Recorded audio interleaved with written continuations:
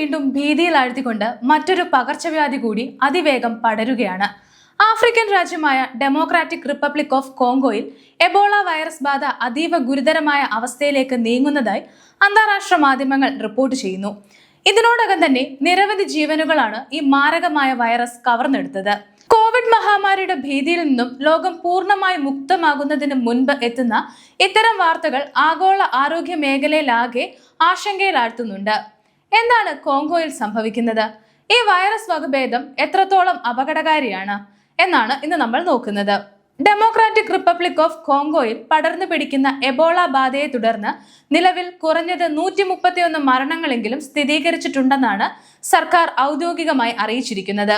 കൂടാതെ 513-ലധികം ആളുകളിൽ രോഗലക്ഷണങ്ങൾ കണ്ടെത്തുകയും അവയെ സംശയാസ്പദമായ കേസുകളുടെ പട്ടികയിൽ ഉൾപ്പെടുത്തുകയും ചെയ്തിട്ടുണ്ട്. കോങ്കോ സർക്കാരിന്റെ വക്താവ് നൽകുന്ന വിവരങ്ങൾ അനുസരിച്ച് മുൻപ് രോഗബാധ റിപ്പോർട്ട് ചെയ്ത പരിമിതമായ പ്രദേശങ്ങളിൽ നിന്ന് മാറി ഇപ്പോൾ രോഗം വളരെ വേഗത്തിൽ പുതിയ മേഖലകളിലേക്ക് വ്യാപിക്കുന്നുണ്ട്.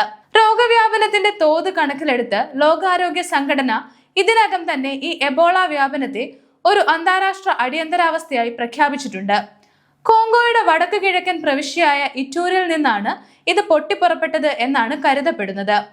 എന്നാൽ ഇപ്പോൾ അയൽ പ്രവിശ്യകളായ നോർത്ത് കിവു, പ്രധാന വാണിജ്യ നഗരമായ ഗോമ എന്നിവിടങ്ങളിലേക്കും രോഗം എത്തിക്കഴിഞ്ഞു. ലക്ഷക്കണക്കിന് ആളുകൾ താമസിക്കുന്ന ഗോമ പോലെയുള്ള വലിയ നഗരങ്ങളിൽ രോഗം എത്തിയത് വലിയ ദുരന്തത്തിന് വഴിവെക്കുമെന്നാണ് ആരോഗ്യ വിദഗ്ധർ മുന്നറിയിപ്പ് നൽകുന്നത്. രോഗം കോങ്കോയിൽ മാത്രം ഒതുങ്ങി നിൽക്കുന്നില്ല എന്നതാണ് ഇതിന്റെ ഏറ്റവും ആശങ്കാജനകമായ വശം. കോങ്കോയുടെ അയൽ രാജ്യമായ ഉഗാണ്ടയിലും ഇപ്പോൾ 2 എബോള കേസുകൾ സ്ഥിരീകരിക്കുകയും ഒരു മരണം സംഭവിക്കുകയും ചെയ്തിട്ടുണ്ട്. കോങ്കോയിൽ നിന്ന് ഉഗാണ്ടയിലേക്ക് എത്തിയ ആളുകളിലാണ് രോഗബാധ കണ്ടെത്തിയത്. ഇതേ തുടർന്ന് ആഫ്രിക്കൻ മേഖലയിലെ മറ്റു രാജ്യങ്ങളും അതിർത്തികളിൽ കടുത്ത നിരീക്ഷണവും പരിശോധനകളും ഏർപ്പെടുത്തി കഴിഞ്ഞു. അയൽ രാജ്യമായ റുവാണ്ട സുരക്ഷ മുൻനിർത്തി കോങ്കോയുമായുള്ള അതിർത്തികൾ താൽക്കാലികമായി അടച്ചതായും റിപ്പോർട്ടുകളുണ്ട്. അതുപോലെ ആഫ്രിക്കയിൽ എബോള പടർന്നു പിടിക്കുന്ന സാഹചര്യത്തിൽ ന്യൂഡൽഹിയിൽ നടക്കേണ്ടിയിരുന്ന ഇന്ത്യ ആഫ്രിക്ക യൂണിയൻ ഉച്ചകോടി മാറ്റിവെച്ചു. എന്തുകൊണ്ടാണ് ഈ രോഗബാധ പെട്ടെന്ന് നിയന്ത്രിക്കാൻ സാധിക്കാത്തത്?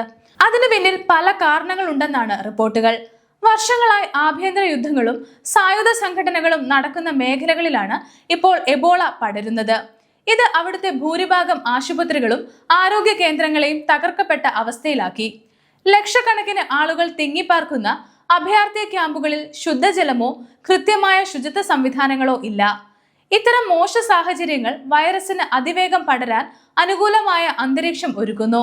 സായുധ ഗ്രൂപ്പുകളുടെ ഭീഷണി നിലനിൽക്കുന്നതിനാൽ ആരോഗ്യ പ്രവർത്തകർക്ക് ഈ പ്രദേശങ്ങളിലേക്ക് കടന്നു ചെല്ലാനും പ്രതിരോധ പ്രവർത്തനങ്ങൾ നടത്താനും വലിയ ബുദ്ധിമുട്ടാണ് നേരിടുന്നത്.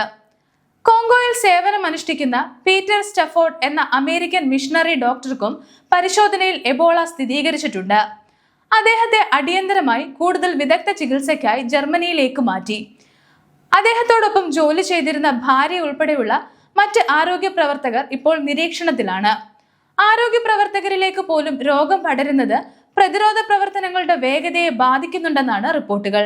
ഇപ്പോൾ കോങ്കോയിൽ പടരുന്ന എബോള വൈറസ് വകഭേദം കൂടുതൽ അപകടകരമാകാൻ മറ്റൊരു കാരണം കൂടിയുണ്ട്.